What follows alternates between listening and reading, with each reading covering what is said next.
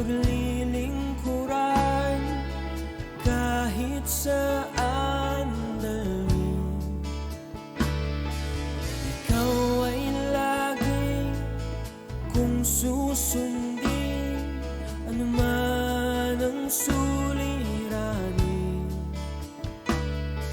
Lahat ay aking kakayanin, pagkat ikaw ay kapiling. Subukin man ang panahon, mananatili sa'yo, Panginoon.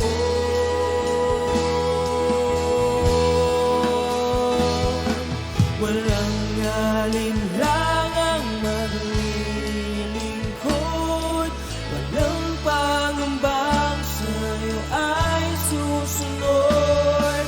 Hindi susuko at hindi hinto, patuloy lamang sa iyo.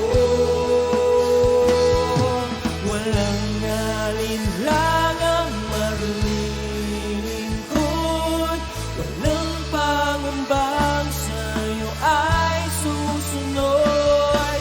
Hindi susuko at hindi hinto, patuloy lamang sa iyo. Hanggang dulo, mananatili anumang hamon, ikaw pa rin ang Panginoon. Tatapusin ang takbuhin sa kaharian mo'y ika'y makapiling.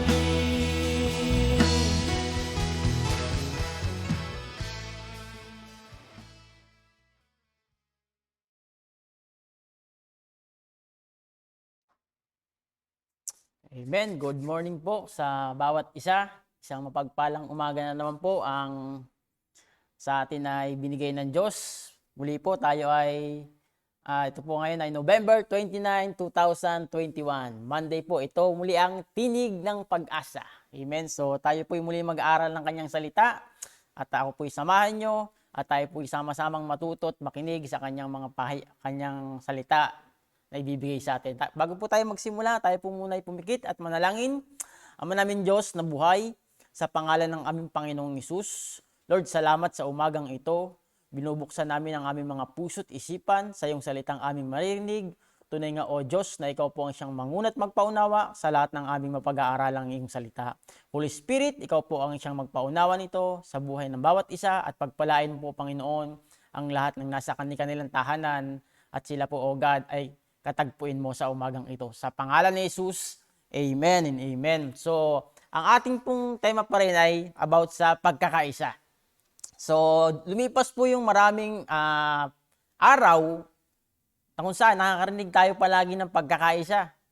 Siguro naman, ito na po yung huling 29 na po ngayon na huli nating maririnig ang unity.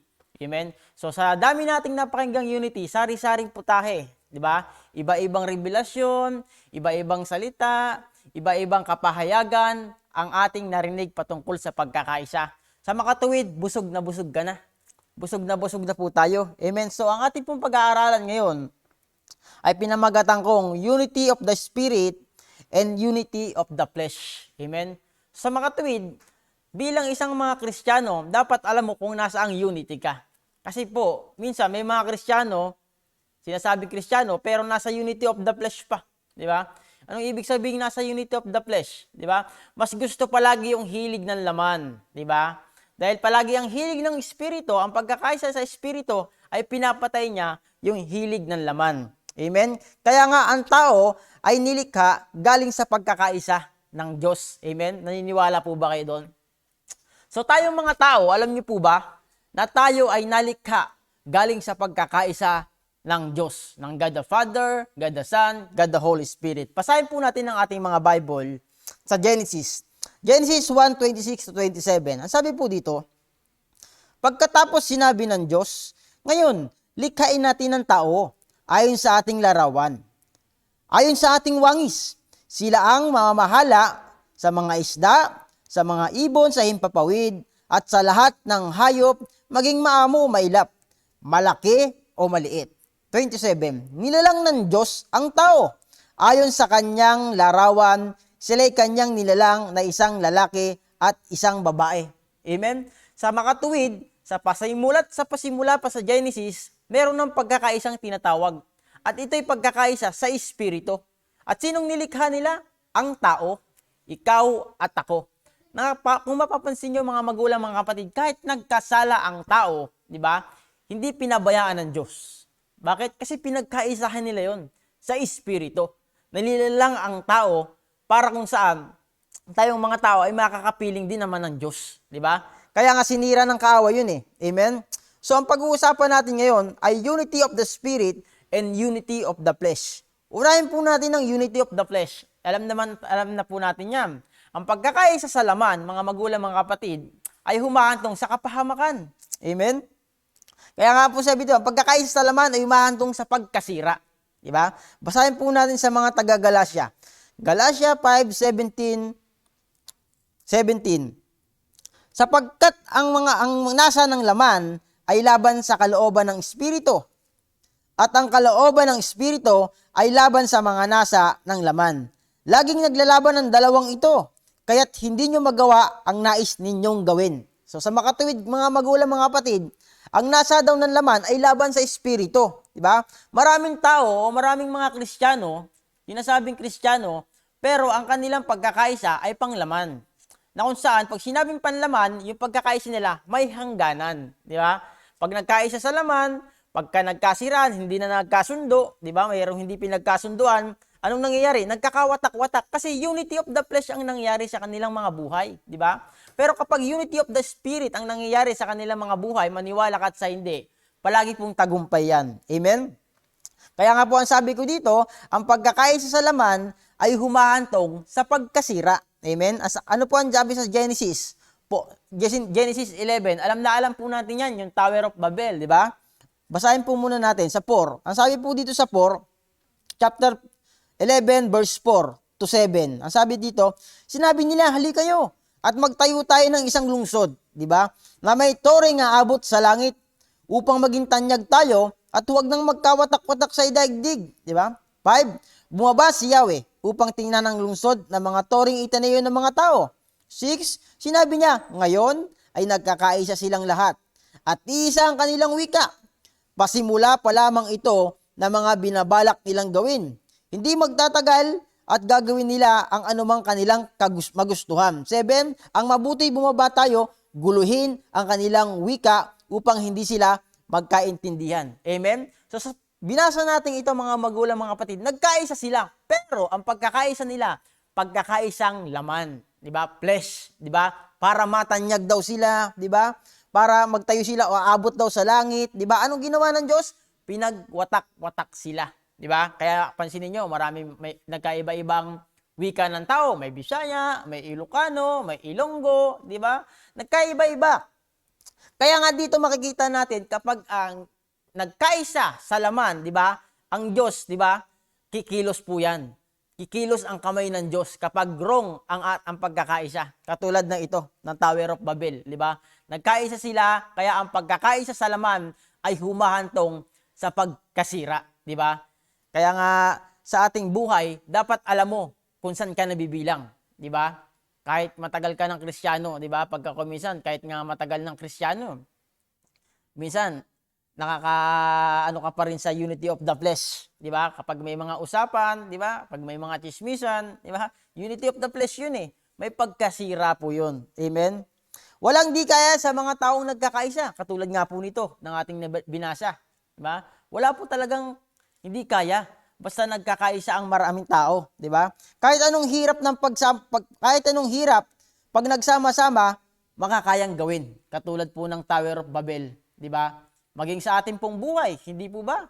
Kahit sa literal na buhay, di ba?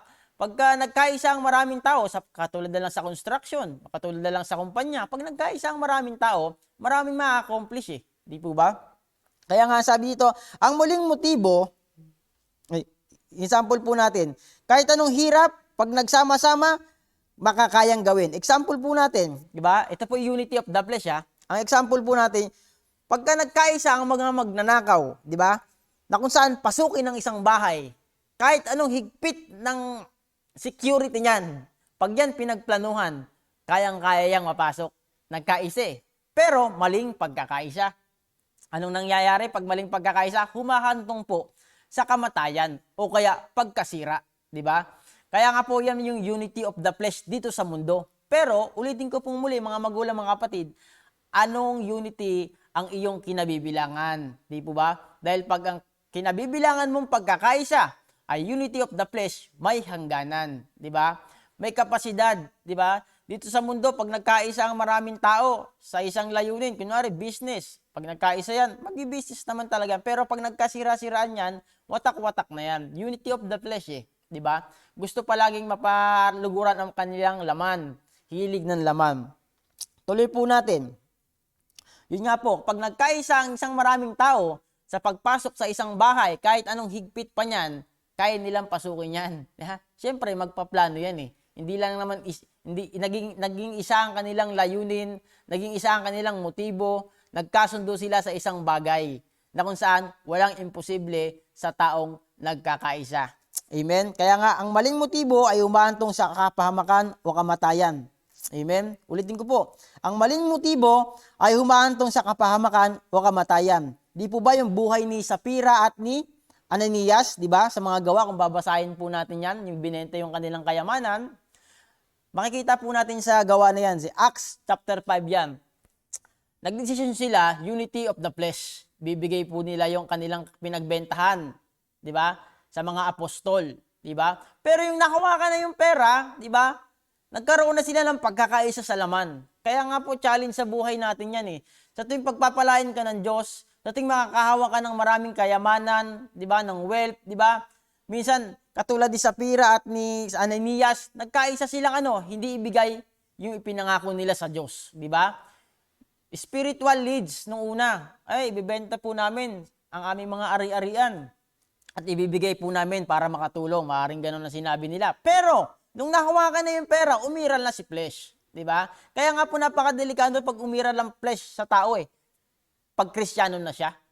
Ang hirap po, diba? Challenge talaga. Kaya nga kung hindi mo lalabanan, hindi ka filled ng banal na spirito, diba? Maaari kang matalo. Katulad nga po kay Kristo, di po ba? Si Jesus Christ dinukso rin ng dyablo, di ba? Bibigyan ng yaman, di ba? Bibigyan ng katanyagan. Pero dahil spiritual lead si Jesus Christ, di ba? Nabibilang siya sa unity ng pagkakaisa ng God the Father, God the Son, God the Holy Spirit, na pagtagumpay niya ang lahat ng hilig ng laman. Amen? Kaya nga sabi dito, basahin lang po natin, subalit nagsabuatan ng dalawa, di ba? At hindi ibinigay ni Ananias sa mga apostol ang buong pinagbilihan. Yan po, hindi binigay. Yeah? Nahawakan yung pera eh. Yeah? Kaya nga ang challenge sa ating mga Kristiyano, sa mga tao, pera talaga eh. Di ba? Money talaga. Di ba? Sabi sa Bible naman yan eh. Di ba? Hindi ka pwedeng magsilbi sa dalawang master, pera o Diyos. Di ba? Kaya nga sa ating buhay katulad dito ni Ananias at ni Sapphira, nagkasundo silang wag ibigay. Di ba? Unity pa rin. Nagkaisa pa rin sila. Pero wrong unity.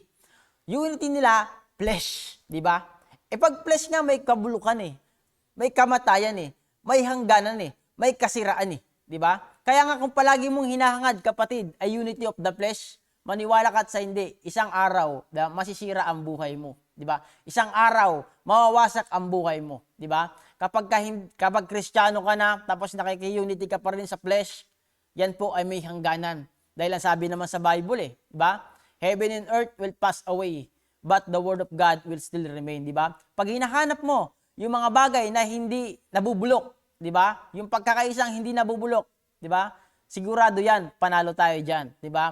Palagi tayong mananalo sa laban ng buhay. Bakit? Kasi kaisa ka sa espiritu, na kung saan si Kristo lang ang kailangan maitaas sa ating mga buhay. Amen? Kaya't sinabi ni Pedro, tuloy po natin sa verse 3, sinabi ni Pedro, Ananias, bakit ka nagpadala kay Satanas? Di po ba? Kay Satanas po. At nagsinungaling ka sa Espiritu Santo. Bakit mo binawasan ang pinagbilihan mo ng lupa? 4. Bago mo ipagbili ang lupa, hindi ba't iyo yan? At ang may pagbili na, Hindi ba iyo rin ang pinagbilhan? Bakit mo naisipang gawin iyon? Hindi ka sa tao nagsinungaling, kundi sa Diyos. 8. Diyan po tayo sa 8. Kinausap siya ni Pedro. Sabihin mo sa akin, ito nga ba lamang ang kabuuhang halagang pinagbilhan ninyo ng lupa? O iyan lamang, sagot ng babae. Di po ba? Kapag ganun po, nagkaroon na ng pagsisinungaling. Di po ba? Kapag dumating sa tao yung unity of the flesh, nagsisinungaling na, di ba? Parang gusto na lang siyang maitataas, di ba? Yan po yung unity of the flesh eh. Pagka sa tao dumating. Kaya nga ang pipiliin palagi nating unity is unity of the spirit. Dalawang bagay po itong pinag-uusapan natin. Yun po yung mga unity of the flesh. Pero magpo-focus po tayo dito sa unity of the spirit. Dito na po tayo sa unity of the spirit. Once na tinanggap mo si Kristo Jesus bilang Panginoon mong tagapagligtas, kasama ka na sa unity of the spirit. Amen? Ikaw ay napapabilang na sa espiritu ng Diyos. Bakit? Dahil si Kristo po, nung tanggapin mo sa buhay mo, tinalikuran mo na yung mga bagay na panlaman. Di po ba? Sino mang nakipag-isa na kay Kristo ay isa ng bagong nilalang. Wala na ang dati niyang pagkatao. Ano yung dati natin pagkatao? Flesh nga eh. Flesh tayo naninirahan dati. Di ba? Flesh yung umiiral sa atin dati. Di ba? Ang sabi dun sa ating sinasabi, sa Bible, ang sino mang nakipag-isa na kay Kristo, bago nang nilalang. Wala na ang kanyang dating pagkatao, bago na siya. Di ba? Ano ibig sabihin ng bago? Yung bago na yon, ibig sabihin yung Espiritu ng Diyos ang siyang nagbago sa atin. Lead na tayo ng banal na Espiritu. At nakiisa na tayo kay Kristo, na kung saan si Kristo lang dapat ang ating susundin. Kapag si Kristo ang ating sinunod, kapag si Kristo ang ating pamantayan sa ating buhay, kapag si Kristo ang sentro ng ating pagkakaisa, sigurado po yan, panalo tayo palagi dyan. Bakit? Mananagumpay si Jesus eh. Di ba? Walang hindi kayang gawin si Kristo, di ba? Ang mga bulag nga nakakakita, ang mga patay nga nabubuhay, di ba? Ang mga imposible sa tao kaya niyang gawing ang mga imposible sa tao kaya niyang gawing posible, di ba? Ganyan ang Diyos. Ganyan ang ating kinabibilangan. Na kung saan si Kristo lang ang ating sentro ng ating pagkakaisa. Amen. Una, ang pagkakaisa sa Espiritu ay nakakapagpabagsak ng gawa ng kaaway. Amen. So, kapag ka na kay Kristo Jesus ka, di ba?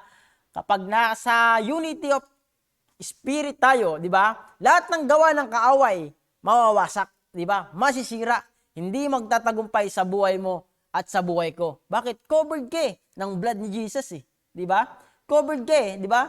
Na kung saan ng kamay ng ating Diyos, di ba? Walang pwedeng makagalaw sa iyo. Bakit? Si Kristo nga ang ating pundasyon ang ating sinamahan, ang ating pinagkatiwalaan ng ating buhay. Kaya nga ang sabi niya sa 1, ang pagkakaisa sa Espiritu ay nakakapagpabagsak ng gawa ng kaaway. Ang sabi po sa Joshua 6:2 verse 16. Ay 2 po muna. Sinabi ni Yahweh kay Joshua, pakinggan mo ito. Ibinigay ko na sa inyo ang inyong mga kamay, ang Jericho, upang sakupin ito at gapiin ang kanyang hari at magigiting na kawal. Amen. Si Joshua po ito. Talon po tayo sa 16. Sa 7 libot, hinipan ng mga pare ang mga trompeta at iniutos ni Joshua sa mga tao, sumigaw na kayo, sapagkat ibinigay na sa inyo ni Yahweh ang lungsod. Amen. Ito po, yung walls of Jericho, kung mapapansin po natin dito po nasira. Umikot po sila Joshua ng 7 beses. Led by the Spirit po si Joshua. Kaya po sila nagtagumpay. Di po ba? Ganon din po sa ating buhay.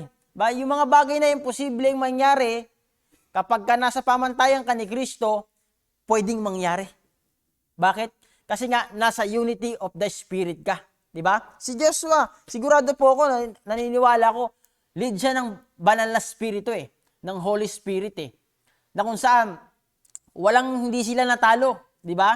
Wala po silang hindi natalo. Natalo nila ang lahat ng mga marami siyang tinalong hari. Di ba? Bakit? Kasi nga, nasa unity of the Spirit siya, nasa pangangalaga siya, o nasa pamantayan siya ng Espiritu ng Diyos. At nasa diwa siya ng kalakaran ng Diyos sa salita ng Diyos. Amen?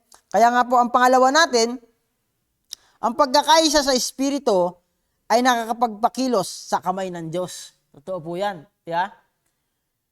Ang pagkakaisa sa Espiritu ay nakakapagpakilos sa kamay ng Diyos. Di ba? Ang sabi sa Biblia, Matthew 18:20. Di ba? Ang sabi po diyan, sapagkat saan may dalawa o tatlong nagkakatipon sa pangalan ko, naroon akong kasama nila.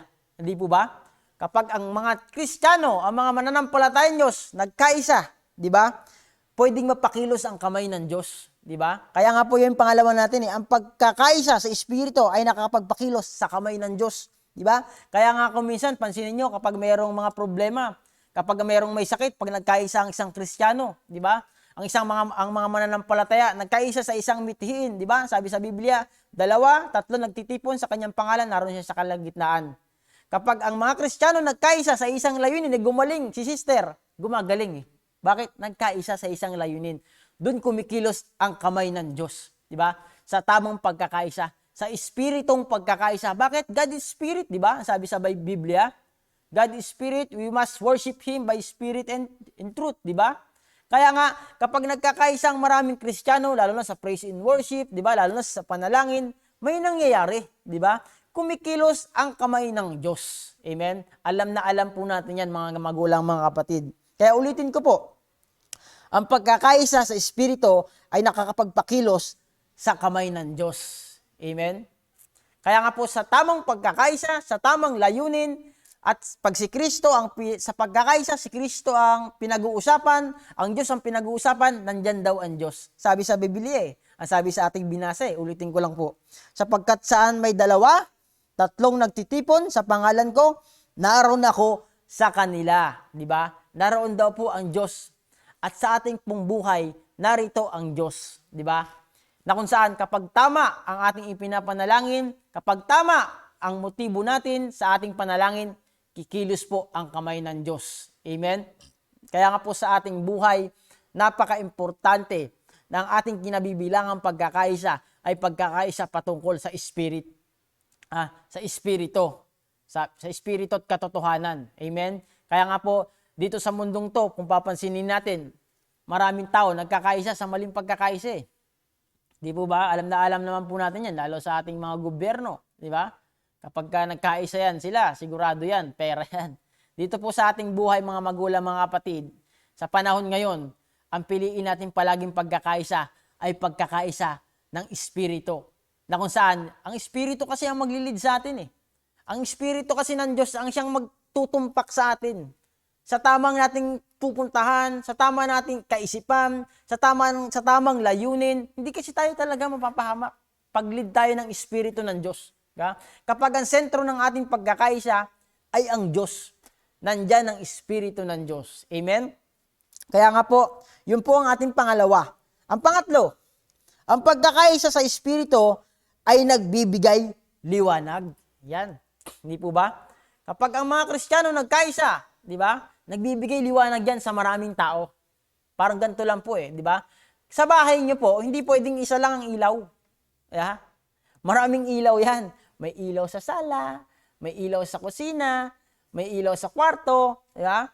O di kaya sa sala, minsan ang ilaw niyan, minsan 4, 5, di ba? Minsan 7. Pag isa lang ang ilaw sa sala, mahina. Yeah? Hindi mo masyadong maaninag yung dapat mong maaninag. Pero pag yan, nagkaisa, binuksan mo lahat, yeah? Makikita mo.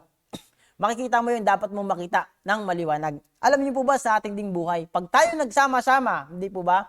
Pag tama ang motibo, di ba, ng ating pagkakaisa, di ba, ang ilaw po, mga magulang, mga kapatid, umiilaw yan kapag binuksan yung power, hindi po ba? Kapag ang power natin, si Kristo, di ba, at pag nagsama-sama tayo sa isang layunin, di ba, nagkakaroon tayo ng liwanag.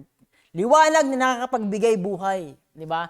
Liwanag na kung saan nakakapagbigay ng pag-asa, katulad ni Kristo, di ba? Liwanag na kung saan nakakapagbigay aninag sa kanilang mga buhay na madidilim, di ba? Kaya nga pag tama ang ating pagkakaisa dito sa mundong to, bagamat nandito pa tayo sa lupa, di ba? Dapat ang ating pinagkakaisahan ay walang iba kundi mataas si Kristo Jesus. Bakit ko sinabi? Ano bang pangalan ng church natin? Jesus Be Lifted Up Church. So sa mga katuwid, dapat si Kristo lang ang sentro ng ating pagkakaisa. Walang dapat maitaas. Si Kristo lang. Diba ba? Si Kristo lang ang mahiyag. Si Kristo lang ang madakila. Si Kristo lang ang siyang maparangalan. Si Kristo ang lahat-lahat sa ating buhay. Di ba? Kapag si Kristo ang sentro ng ating pagkakaisa, ay ito ay nagbibigay liwanag sa maraming tao. Amen?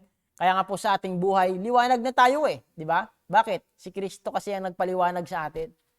Di ba? Hindi yan sa sarili mong mga gawa. Hindi yan sa sarili kong gawa. Hindi yan sa sarili nating gawa. Di ba? Kaya ka nagliliwanag ngayon dahil yan kay Kristo. Amen? Kaya nga, lalong mas makapangyarihan pa. Katulad ng sinabi ko, pag yung ilaw nagsama-sama yan, umilaw lahat, napakaliwanag niyan. Kitang-kita yan. Diba? Kapag tayo ring mga Kristiyano, nagsama-sama sa isang layunin, makikita ng maraming tao, napakaliwanag naman. Diba? Makikita nila yung buhay nila sa buhay natin. Yung difference, yung pagkakaiba ng nasa pagkakaisa sa tama. Sa tamang layunin. Diba? Sa isang layunin na si Kristo lang po ang siyang maitaas dito sa lupa. Kasi si Kristo po bumaba sa lupa eh, di po ba? Na kung saan sinasabi niya na siya lamang ang daan, ang buhay at ang katotohanan. Kung ang isang tao, hindi niya pipiliing makipag-isa kay Kristo, di ba? Wala siyang kaligtasan. At sino ang gagamitin nun? Tayo po na magkakaisang mga tinawag at pinili ng Diyos upang ipaunawa sa kanila, sumama kayo dito sa atin, di ba? Mga mananampalataya para malaman nila kung ano ba ang tunay na pagkakaisa rito sa lupa. Kasi sinabi ko po kanina, ang pagkakaisa sa lupa may hangganan, di ba? May hangganan, may kabulukan, kung saan may kasawaan, di ba? Pag nagsawa ang maraming tao, di ba? Kay grupo pansinin natin sa isang grupo pag nagsawa yan, di ba? Nagbubuwag-buwag na yan Pero ang pagkakaisa ng Diyos, kailanman, di ba? Pag tayo ay nasa Panginoon, kailanman hindi tayo mabubuwag. Amen? Kaya nga po ang sabi dito, example natin yung ilaw nga, di ba? Ang sabi sa Gawa 2 verse 3 to 4. Sabi dito, may nakita silang parang mga dilang apoy na dumapo sa bawat isa sa kanila. At silang lahat ay napuspos ng Espiritu Santo at nagsimulang magsalita ng iba't ibang wika ayon sa pinagkaloob sa kanila ng Espiritu. Amen? Napapansin po natin dito, sa gawa na to, dito po napuspos yung mga apostol, yung mga pinilit tinawag ng Diyos. Di po ba? Sila po ay nagkaisa. Diba? Nagkaisa sa isang layunin, di ba? Na maihiyag si Kristo. Kaya nga po yung napuspos sila, nagkaroon sila ng liwanag. Di ba? Mababa yung liwanag, di lang apoy. Sila ay napuspos ng Espiritu. At anong ginawa? Sila ay nagpahayag ng salita ng Diyos. Sa pagkakaisa, ang itinuturo ni Kristo, maihayag si Kristo. Di ba? Magkaroon ng liwanag ang tao. Kaya nga tumayo si Pedro di ba? Sabi ng mga tao diyan, nagpuntahan, mga lasing lang yan. Sabi ni Pedro, hindi mga lasing yung mga yan. 9:00 pa lang ngayon ng umaga. Ito'y katuparan, di ba? Sabi ni Apostol Pedro. Kaya nga po, kapag ang tao nagkaisa sa isang layunin, di ba? Kikilos ang kamay ng Diyos at mapupuspos, di ba? At pag napuspos, magliliwanag ang lahat. At pag nagliwanag ang lahat, siyempre kakalat ang liwanag ng Diyos. At ang mga taong nadidiliman, maniwala ka't sa hindi, maliliwanagan sila. Basta tama ang kinabibilangan nating pagkakaisa. Amen? Pagkakaisa na kung saan, ulitin ko, si Kristo lang maitaas. Si Kristo lang mapahayag. Si Kristo lang ang madakila. Si Kristo lang wala ng iba. Dahil siya ang daan at ang buhay at ang katotohanan. Walang pupunta sa langit o sa Ama nang hindi kay Kristo. Amen? Kaya nga po sa ating buhay, yun nga po, yung mga apostol, napuspos sila. Diba? Nagkaisa sila. Diba? Sa isang layunin. Kaya nga sa ating buhay, alamin mo po, mga magulang, mga kapatid, kasi minsan kahit Kristiyano ka napapabilang ka pa rin sa unity of the flesh. Minsan, nabibigyan mo pa rin ng importansya ang hilig ng laman. Kahit Kristiyano na, ha? Pasilip po natin, si Judas nga Judas Iscariote.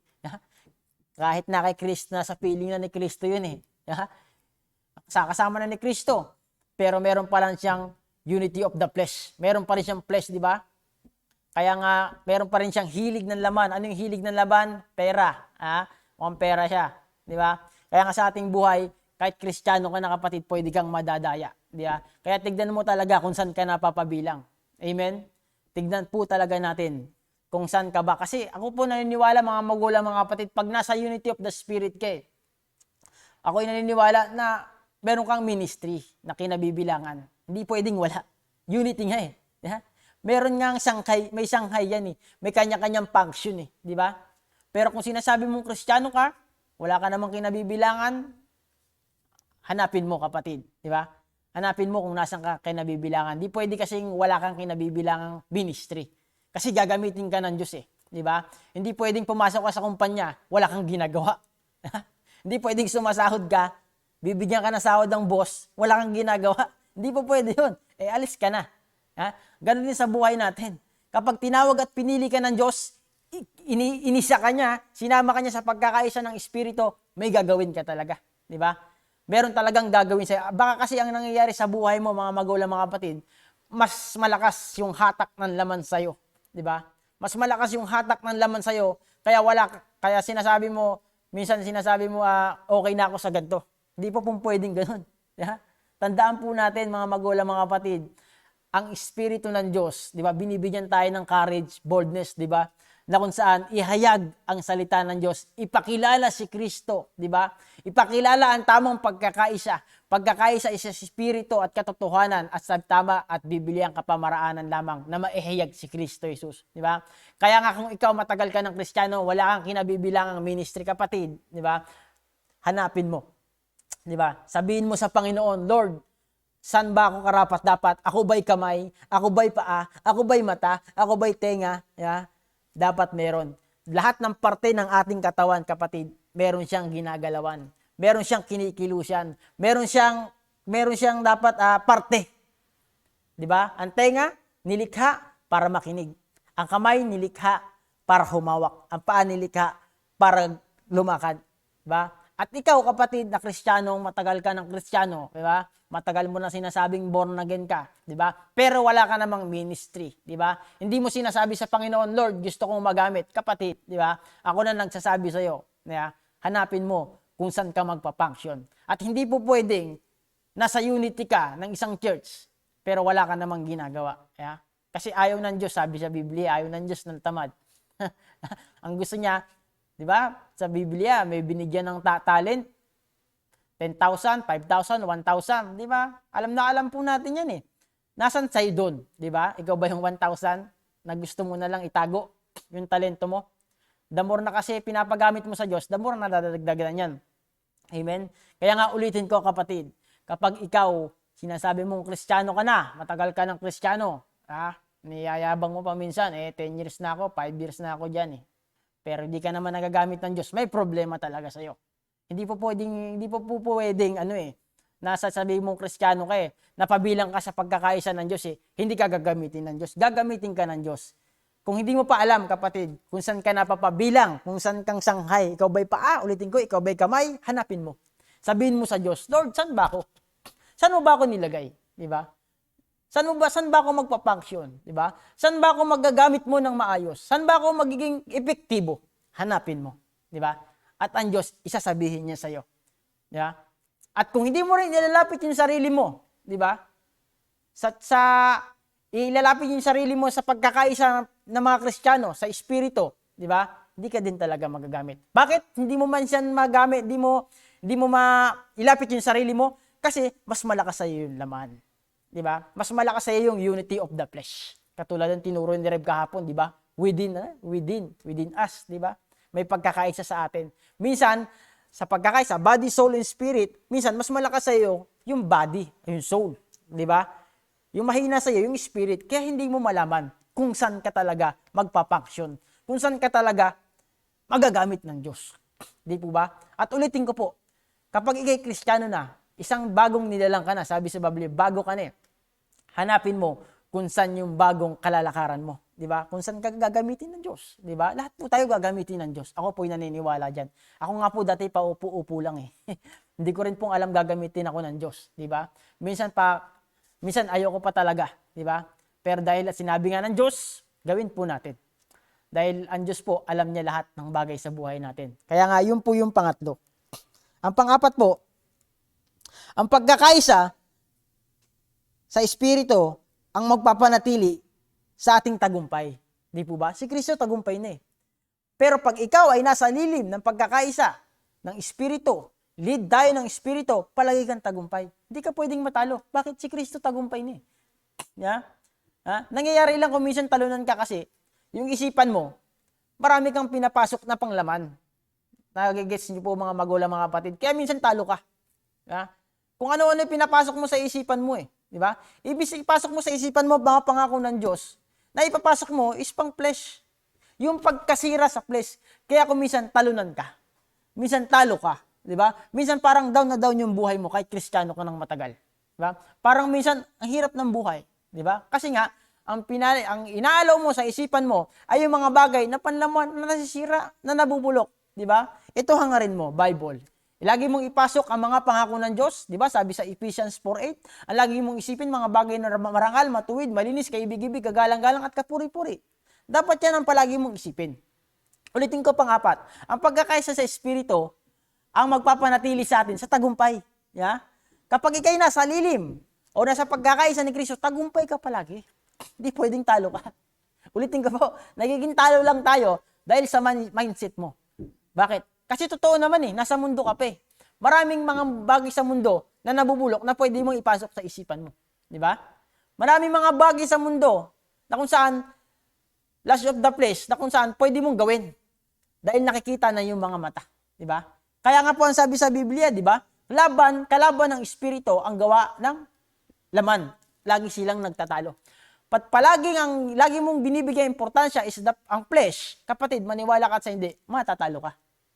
Flesh nabubulok eh. Pero pag ang Espiritu palagi ang pinahahalagan mo, tagumpay ka lagi. Yan yung pang-apat natin. Ang pagkakaisa sa Espiritu ang magpapanatili sa ating tagumpay. Wala nang iba. Di ba? Si Kristo lang ang magpapanatili sa atin. Ang God the Father, Son, and the Holy Spirit. Di ba? Ano lang po, revelasyon lang sa akin ng Diyos, yung nilikha ng Diyos pala ang tao. Halos may compose din sa atin, may paghahalin tulad eh. Father, Son, Holy Spirit, di ba? Tayo, tatlo ni putahe tayo eh. Body, soul, and spirit eh. Yeah? Kaya napakagaling ng Diyos eh. At ako, natutuwa nga po ako sa revelasyon sa akin ng Diyos. Bakit? Sa simula't simula pa ang pagkakaisa na mention sa Biblia. Yun nga po sa Genesis. At yung pagkakaisa na yun, nalikhain tayo. Di ba? At na kung saan tayo ay sinira ng kaaway, yung kanyang nilikha, pero hindi pinabayaan ng Diyos. Kaya nga hanggang ngayon, mahal pa rin tayo ng Diyos. Yung kung ano yung pinagkaisa nila sa langit na pagligha sa atin, tayo kalarawan nila, hindi niya tayo pinabayaan. Di ba? Na kung saan, gusto niya pa rin tayong makapiling niya. Amen. Sa takdang panahon. At yan po yung pang-apat natin. Ulitin ko lang po, ang pagkakaisa sa Espiritu ang magpapanatili sa ating tagumpay. Amen. Kaya nga sabihin mo sa sarili mo, tagumpay na ako kasi nasa pagkakaisa ako ng Diyos. Amen? At ulitin ko po, hanapin mo kung saan ka magagamit ng Diyos. Kung ikaw ba'y mata, alam ko po, naisip nyo naman yan eh. Isipin mong maigi. Kung matagal na ikaw Kristiyano, di ko naman iyayabang yun sa sarili ko. Pero yan po kasi yung pinapasok sa akin ng Diyos eh. Oo nga no. Hindi pwedeng pumasok ka talaga ng kumpanya ng trabaho na wala kang ginagawa. Hindi kita pwedeng pasahurin. Kunyari, meron akong trabahador. Hindi ko pwedeng pasahurin yun. Wala naman siyang ginagawa. Diba? Maalis na lang siya. Alisin na lang kita. Wala ka namang ginagawa. Pero ikaw, mahal ka ng Diyos eh. Mahal ako ng Diyos eh. Inilagay niya tayo eh sa isang layunin eh. Na kailangan natin mag-function eh. Diba? Na kung saan, dapat, ulitin ko, malaman mo kung saan ka nilagay ng Diyos.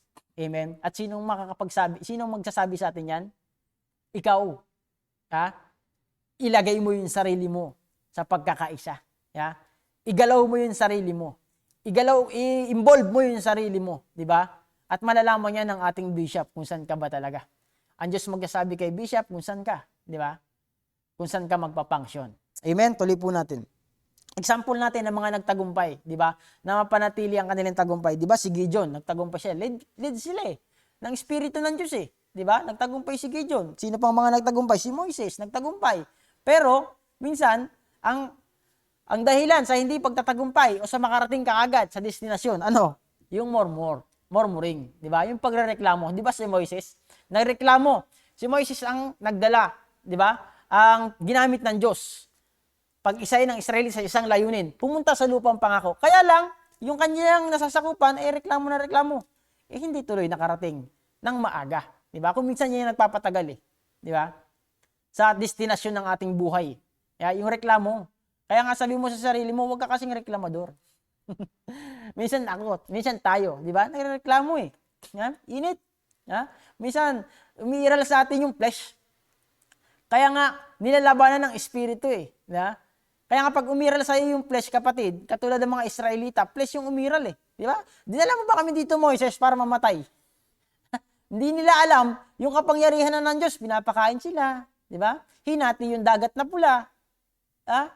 Minsan nakakalimutan, natatabunan ng nakikita, ng nararamdaman. Flesh kasi. Pero pag espiritu, ano mang maramdaman mo, ano mang hirap ng buhay, was na may pangakawan Diyos sa'yo. Di ba? Diba? Hindi ka magsasawa. Diba? Hindi ka hihinto. Ano, diba, team natin? Do not stop. Do not quit. Move forward. Mag-move forward ka pa din. Diba? Kahit anong challenges sa buhay. Diba? Kapag ka nasa lilim ka ng pangangalaga ng Diyos at nasa tamang pagkakaisa ka sa Espiritu, maniwala ka, hindi ka sasuko dyan. Amen? Tuloy po natin. Mga apostol, hindi po ba? Kaya sila na pananatili ang tagumpay kasi lead sila ng Espiritu ng Diyos. Di ba? Bumaba ang Espiritu sa gawa. Napuspos sila ng Espiritu Santo ng Diyos. Tuloy po natin. Yun po yung unity of the Spirit. 4 po yan. Diba? Ano naman ang sanhi ng pagkawasak ng pagkakaisa sa Espiritu? Ito. Diba? Ano ang sanhi ng pagkakawasak? Minsan ito, yung pride. Diba? Pag pumasok sa tao ang pride, diba? Kahit pa lead siya ng Espiritu, pag hindi niya napagtagumpayan, hindi niya winasak yung pride. Nako, maniwala ka sa hindi, mga magulang, mga kapatid. Mawawala siya. Mawawasak, di ba? Ano pa? Pagkakampi-kampi, yan. Totoo po yan. Nangyayari sa church yan. Di ba? Di pagkakaunawaan. Minsan, hindi nagkakaunawaan. Pero pag lead ka ng Espiritu Santo ng Diyos, maayos eh. Di ba? Pero pag pinairal mo ang flesh, di ba? Laban kasi yan. Di ba? Ano pa? Pagmamataas. Minsan, ginagamit yung posisyon, nagmamataas. Di ba? Ayaw masabihan. Yan. Minsan, ayaw nating masabihan. Di ba? Pero ang totoo, kailangan nating masabihan. Diba? Dahil yung mga bagay nating ginagawa, ang nakakakita niyan ay ang ating kapwa. Diba? Kunyari, may mali kang ginawa. Diba? Hindi mo naman, minsan ina-acknowledge na mali eh. Minsan ang magsasabi niyan, yung pastor mo, yung leaders natin. Minsan naman ikaw, dahil nga may pride ka, ayaw mong nasasabihan. Dahil nga may posisyon ka, ayaw mong masabihan. Bakit mo ako sinasabihan? Mas mataas ako sa'yo. May mga ganong instances, di ba? May mga ganong sitwasyon na kung saan yan ang nagiging dahilan upang mawala ang pagkakaisa ng Espiritu Santo. Lust of the flesh yan. Gusto lagi siya ang tama. Di ba? Hindi pa laging minsan tama tayo. Di ba? Isa lang ang tama, ang Diyos lang. Sabi nga ni Kristo, di ba? May lumapit sa kanya, mabuting guro. Isa lang mabuti, ang Diyos. Wala nang iba. Tayo, naging mabuti lang tayo dahil tinanggap natin si Kristo. Ang totoo, hindi talaga tayo mabuti. Di ba? Isa lang ang mabuti. Kaya tayo nakakagawa ng kabutihan dahil ang Diyos gumawa sa atin ng mabuti. Di ba? Huwag natin ipagyabang yung lahat ng ating na-accomplish. Huwag natin ipagyabang lahat ng meron sa atin. Diba? Dahil lahat yan galing sa Diyos. Amen? Ito po yung huli. Posisyon. Yan. Kung minsan, yung posisyon, nagiging hadlang. Di ba? Minsan, utos na lang ng utos. Di ba? Bilang isang leader. Di ba? Minsan, yung ating mga tagasunod, hindi nakikita. Ha? Dapat, before ka magsalita, ginagawa mo rin, katulad ng ating bishop, humahayo, di ba? Yung mga ehemplo dapat ng bilang isang leader. Kasi sa isang unity, meron talagang leader dyan. Hindi pwedeng walang naggagabay dyan, di ba? Parang sa atin, sa church na to, sinong head natin? Si bishop, di ba? Si bishop, ang Diyos, nagsasabi sa kanya kung ano ang dapat gawin, di ba?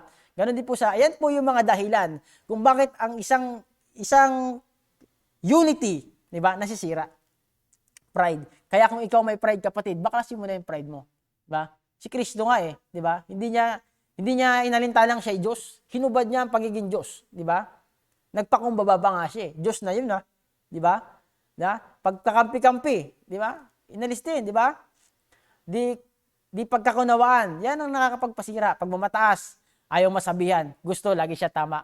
Minsan, yung posisyon. Yan po yung nagiging hadlang para hindi makapag-function o makapag-ayos, di ba?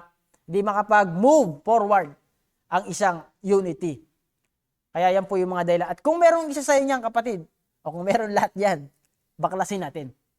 Bakit hindi tayo magagamit ng Diyos? Di ba? Dahil ang Diyos, di ba? Ang anak, si Kristo Jesus, nagamit, binaklas niya lahat ng iyan. Yung pagmamataas, di ba? Hindi nang mataas si Kristo. Bakit? Bagamat sa Diyos, hindi siya nagmataas, di ba? Yung pride, di ba? Bagamat sa Diyos, hindi niya inangkin na sa Diyos, di ba? Nagpakumbaba siya, di ba? Hindi niya yung posisyon niya, bagamat anak siya ng Diyos, hindi niya sinabi yung posisyon niya, anak ako ng Diyos, bakit niya ako ibabako? Hindi niya sinabi yun. Anak ako ng Diyos, bakit niya ako ginaganito? Hindi niya sinabi yun, di ba? Kaya nga sa ating buhay, kung gusto natin magamit talaga ng Diyos, yung unity tama, di ba? Yan ang baklasin natin sa ating buhay. Kasi yan lang naman po nagiging hadlang eh. Marami pa po yan lang po ang naisulat ko, di ba? Na kung saan, hindi tayo minsan magamit ng Diyos dahil meron tayo niyan. Yeah? Kaya nga po sa ating buhay, alamin mo, ulitin ko, kung saan ka napapabilang na pagkakaisa. Pagkakaisa sa espiritu o pagkakaisa sa laman. Dahil kapag ka ang mas nagbibigyan mo ng oras ay laman, kapatid, nandyan yung puso't isipan mo, di ba? Pero pag nagbibigyan mo ng importansya, oras ay ang espiritu, congratulations. Ibig sabihin, lead ka ng espiritu ng Diyos. Amen. Ano ba po? Malapit na po tayo. Ang pagkakaisa ay binubuo ng isang layunin. Anong layunin na yun? Di ba? Ang umibig. Di ba? Ang Diyos Ama, Anak, Espiritu, nagkaisa sila. Bakit? Love niya ang maraming tao. Love niya ikaw, love niya ako. Di ba? Nagkaisa sila. Sino ba naman talaga ang tao para ibababa ang Diyos Anak? Di ba? Bumaba sa lupa para iligtas ang tao. Di ba?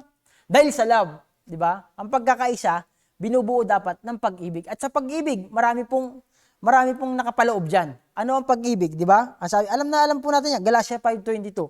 Basahin po natin. Subalit, ang bunga ng Espiritu ay pag-ibig, di ba? Una yan, pag-ibig. Sa pag-ibig, binubuo siya ng marami. Di ba? Ano yan? Subalit, ang bunga ng Espiritu ay pag-ibig.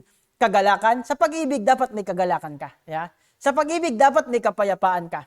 Sa pag-ibig, dapat may katiyagaan ka. Sa pag-ibig, dapat may kabaitan ka. Sa pag-ibig, dapat may kabutihan ka. Sa pag-ibig, dapat may katapatan ka. Lahat yun na kay Kristo. Di ba? Doon bumaba siya sa lupa, dala-dala niya ang pag-ibig ng Ama. Maging pag-ibig na rin niya. At lahat ng bunga na yan na kay Kristo. Ha? Nagagalak siya sa mga taong naliligtas. Di ba? Payapa siya kahit alam niyang mahihirapan siya. Di ba? Yung kapayapaan, di ba? Iniwan niya sa mga apostol. Yung katiyagaan, kahit nahirapan siya, ginawa niya pa rin. Yung kabaitan, kahit sinampal siya, kahit sinuntok siya, diretso pa rin siya. Di ba? Yung kabutihan, di ba? Kahit tayo masama, mabuti pa rin siya. Yung katapatan, di ba? Tapat ang Diyos sa kanyang mga pangako. Di po ba? Tayo lang minsan hindi tapat. Di ba? Konting hirap lang, ayaw ko na. Konting hindi pagkakaunawa lang ni sister brother, ayaw ko na makita dyan. Ayaw ko na dyan. Hindi napapaboran, ayaw ko na rin dyan. Tandaan po natin kapatid, ya? Lahat nagkaisa sa isang layunin. Yung pag-ibig, nandun lahat sa baba. Ayan, no? Ang bunga ng Espiritu ay pag-ibig. Una, pag-ibig. At sa pag-ibig, nandyan lahat. Ano? Kagalakan, kapayapaan, katiyagaan, kabaitan, kabutihan, katapatan. Amen. So, dapat po, nasa atin po ang lahat ng iyan. Diba? Nagkaisa sila. Sa anong layunin? Ang pag-ibig. Kaya nga ang Diyos ulitin ko po di ba? For God so loved the world that He gave His only begotten Son, di ba? That whoever believe in Him shall not perish but have a everlasting life, di ba? Dahil sa pag-ibig ng Diyos, nagkaisa sila, di ba? Nagkaisa sila na kung saan maligtas ka at maligtas ako. At inilagay ka ng Diyos, ako at ikaw, nilagay ka ng Diyos sa tamang pagkakaisa. Ano yon? Sa espiritu at katotohanan at bibliyang kapamaraanan. Ang sabi sa Biblia, God is Spirit, we must worship Him in Spirit and in truth. Di ba? Tayo po ay spiritual na. Spiritual na aspeto na palagi dapat ang nananaig sa atin, ang naglilid sa atin, hindi flesh. Kasi po pag flesh, kapatid, ayaw mong umatin. Kasi po pag flesh, kapatid, ayaw mong sumunod. Kasi po pag flesh, marami kang dahilan. Di ba? Marami kang dahilan, ay hindi ako po pwede, hindi ako ganyan. Di ba? Pero pwede naman. Nararanasan niyo ba yan, kapatid? Amen. Kaya nga po, yun yung mga bagay. Ha? Tuloy po natin sa 24. At pinapatay ng mga nakipag-isa na kay Kristo Jesus ang kanilang makasariling pagkatao, pati na ang mga masasamang hilig nito. Hindi po ba? yung hilig ng ating laman, pinatay na. Nakipag-isa na kay Kristo eh. Diba? Naging isa tayo kay Kristo, nakipag-isa na. Ulitin ko po. Pinatay ng mga nakipag-isa na kay Kristo Jesus ang kanyang makasariling pagkatao. Pati ang mga masasamang hilig nito. Ang hilig dati natin, hilig ng laman. Diba? Pinatay na lahat ni Kristo. Yung nakipag-isa ka na kay Kristo. Pero, kung hindi ka nakipag-isa kay Kristo, may hilig ka pa ng laman. Diba? Kaya kung bakit nangyayari sa buhay mo, nagre-resist ka. Ayoko pumunta. Marami akong gagawin. Paano ang pamilya ko? Paano na ang buhay ko? Yan po yun. Hilig na naman yun. Pero ang sabi dito, yung nakipag-isa na kay Kristo, pinatay na ng Diyos. Yung hilig ng masamang hilig nito. Yung hilig ng laman. Hilig ng laman natin, gusto natin palaging lamang ka.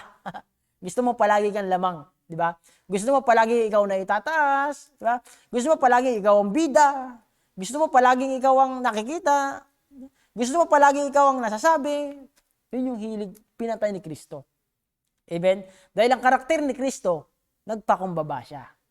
Diba? At tayo, pinag-isa ni Kristo, dapat meron tayong pusong mapagpakumbaba, nag-uunawaan sa isa't isa, diba? Hindi nagmamataasan, diba? Kasi yan ang sisira sa atin sa pagkakaisang binuo ng Diyos sa ating buhay. Amen? Last verse na po, 25. Kung ang Espiritu ang nagbibigay buhay sa atin, siya na rin ang paghariin natin sa ating buhay. Yan Kung ang Espiritu ang nagbibigay buhay sa atin, sino ang bigay buhay sa atin? Ang Espiritu. Siya na rin ang paghariin natin sa ating buhay. Hindi yung laman, di ba? Binigyan tayo ng Espiritu ng buhay Buhay na kasiyasaya, buhay na masaya, buhay na tama ang isipan, di ba? Anong sabi yan? Siya na rin ang paghariin natin sa ating buhay, hindi ang laman. Amen? Minsan, laman kasi naghahari kasi hindi mo pinaghari ang Espiritu ng Diyos. Nasa desisyon mo pa rin talaga, kapatid Di ba? Na kung sino ang pipiliin mo Di ba? Kapag pinipili mo ang Espiritu, kapatid, di ba? Bibigyan ka niya ng buhay. Buhay na tama. Buhay na tama ang motibo. Buhay na may kabuhay-buhay. Kasi minsan maraming buhay, wala namang kabuhay-buhay. Pero tayo mga buhay na tumanggap kay Kristo, nakipag-isa kay Kristo, at ang Espiritu ang nagre-lead sa atin, ay tiyak yan, may kabuhay-buhay ka. Kaya sabi mo sa sarili mo, may kabuhay-buhay ako. Mahirap yan, wala kang kabuhay-buhay. Tagal mo ng Kristiyano, pero wala ka pa rin kabuhay-buhay. Kabuhay-buhay. Amen? Kaya nga sa ating buhay, dapat may kabuhay-buhay. Saan matatagpuan yan? Kay Kristo lang. Amen? Last verse po. Huwag na tayong maging palalo. Huwag na nating galitin ang isa't isa. Diba? Ang isa't isa. Pinag-isa tayo. Minsan, ginagalit natin ang isa't isa. Tayo naglalaban. Diba? Minsan, Kristiyano sa Kristiyano, naglalaban. Kaya anong yari? Watak-watak. Ang sabi dito, huwag tayong maging palalo. Diba? Huwag nating galitin ang isa't isa. Ibig sabihin, magpatawaran sa isa't isa. Mag-usap sa isa't isa. Diba? Para hindi mawatak-watak. Diba? Diba? Para hindi magkanya-kanya. Kung may problema, pag-usapan. Ganun lang yun Diba? Parang sa kumpanya yan, kung may problema sa kumpanya, pinag-uusapan kung ano ang kahinaan. Para magtuloy-tuloy uli ang proseso ng kumpanya, umangat ng umangat. Ganun din sa buhay Kristiyano. At huwag na rin tayong mag-inggitan. Yan ang nakasira. Huwag tayong mag-inggitan. Kung pinagpapala siya ng Diyos, katulad ng sinasabi ni Bishop, matuwa ka. May kapatid kang pinagpapala, di ba? Kung ginagamit siya ng Diyos, matuwa ka, kapatid. Di ba? Ginagamit siya ng Diyos. Di ba? At sa ating pong buhay, kapatid, yan po yun, yung dalawa. Na kung saan, unity of the flesh and unity of the spirit. Ulitin ko po, saan ka napapabilang dyan? Di ba? Kasi kung napapabilang ka sa espiritu, di ba? Ang ginagawa mo is pang-espiritu. Diba? Anong pang-espiritu? Siyempre, gawain po yan. Meron kang nilalakarang gawain. Meron kang trabahong ginagalawan. Na kung saan doon ka gagamitin ng Diyos. Amen? Pero kung flesh ang nangunguna sa'yo, maniwala ka sa hindi, ayaw mo sa gawain. Diba? Ayaw mo pumunta sa church. Natatakot ka. Diba? Ayaw mong bigyan oras ang Diyos. Diba? Minsan kahit nasa church ka, iba yung nasa isip mo. Minsan kahit nanonood ka ngayon, pag may nag-text sa'yo, text muna, ay chat muna. Amen? So, nawa po, meron tayong natutunan sa ating napag-aralan ngayong umagang ito. At ulitin ko po, hanapin mo kung saan ka napapabilang. Tinawag ka ng Diyos eh. Pinili ka ng Diyos eh. Hanapin mo kung saan ka magpapunction. Hanapin mo kung ikay kamay, gawin mo yung gawain ng kamay. Kung ikay paa, gawin mo ang gawain ng pagkapaa. Kung ikay mata, gawin mo ang gawain ng pagkamata. Di po ba? At ako po'y naniniwala, kapatid, hindi ka tinawag at pinili ng Diyos para manatiling ganyan. Ha? Tinawag ka ng Diyos para umangat. Naalala nyo yung parable of the talents, di ba? Binigyan ka ng Diyos ng talento na kung saan pagyamanin natin. Amen. Tayo po'y pumikit at tayo po'y manalangin. Ama namin Diyos na buhay, sa pangalan ng aming Panginoong Hesus. Salamat sa iyong mga salita, O God. Lord, in the name of Jesus. Lord, kung meron man ng Panginoon na bubuhay pa sa laman, O God. Lord, in the name of, ikaw po ang magpaunawa sa kanilang mga buhay. Na kung saan, wasakin ang hilig ng laman, kundi mamuhay sa Espiritu, Panginoon. Lord, dalangin ko sa aking mga kapatid na nakinig at nang ibigay oras, pagpalain mo po sila, Panginoon. Lord, in the name of Jesus, malaman nila kung saan sila magpapunction, Panginoon. Kung saan mo sila gagamitin, O God. Ilagay mo sa kanilang isipan, sa kanilang puso, Panginoon, na kung saan ang gawain, Panginoon, ang siyang mauna, Panginoon, sa kanilang buhay, O God. Lord, in the name of Jesus, O God, pagpalain mo ang buhay ng bawat isa. Dalangin ko, Panginoon, na sila po ay pagkalooban mo ng kanilang mga pangangailangan. At kung meron man, Panginoon, ay hirapan, Lord, in the name of Jesus, Lord, ikaw po ang kumatagpo sa kanilang kahirapan. Lord, kung meron man mga walang trabaho, Lord, bigyan mo po sila ng trabaho, Panginoon. Kung meron man, Panginoon, nagkukulang, Lord, ikaw po ang magbigay sa kanila ng financial, Panginoon. Lord, buksan mo po ang langit at pagpalain mo sila. In the name of Jesus, so God. At kung meron man may mga karamdaman sa pangalan ni Jesus, I declare healing, Panginoon, sa kanilang mga buhay. At ako'y nagsasalita ng kagalingan sa kanilang mga buhay, O God. Salamat ng marami. Pagpalain mo ang buhay ng bawat isa at maging malapit ka pa po sa amin sa tama at bibiliyang kapamaraanan lamang. Lord, sa iyo namin tinitiwala ang aming buhay, ang aming pamilya. At ano man ang gagawin namin sa maghapon, Panginoon, ikaw pong siya maparangalan at samahan mo po kami sa lahat ng aming mga ikikilos. Ikaw lang mo siyang maitaas, maparangalan sa pangalan ni Jesus. Amen and amen. So mapagpalang umaga po sa bawat isa. Mamaya pong 7 p.m. ang ating Thanksgiving worship. At tayo po'y buksan po natin ang ating mga puso't isipan at tayo po'y magpuri sa Panginoon at magbigay ng pasasalamat sa mga ginawa niya sa ating buhay. God bless us all po. Pagpalain po kayo ng Diyos. Amen and amen.